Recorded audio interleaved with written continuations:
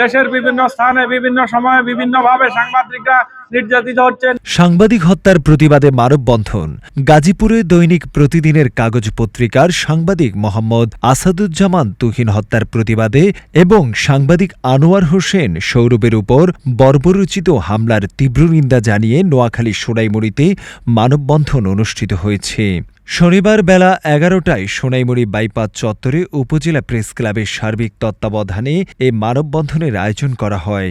মানববন্ধনে অংশ নেন সোনাইমুড়ী প্রেস ক্লাবের সভাপতি বেল্লাল হোসাইন ভূঁইয়া, সাবেক সভাপতি শামসুল আরিফিন জাফর ও খোরশেদ আলম, নাজমুল হক নাজিম।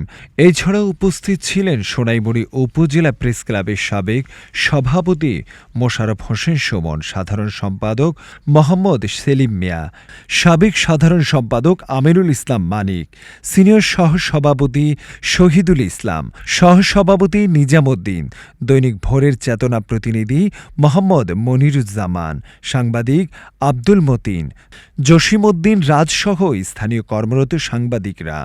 মানববন্ধনে বক্তারা সাংবাদিক তুহিন হত্যাকাণ্ড ও সৌরভের উপর হামলার তীব্র নিন্দা জানিয়ে অবিলম্বে হামলাকারীদের গ্রেপ্তার ও সর্বোচ্চ শাস্তি নিশ্চিত করার দাবি জানান।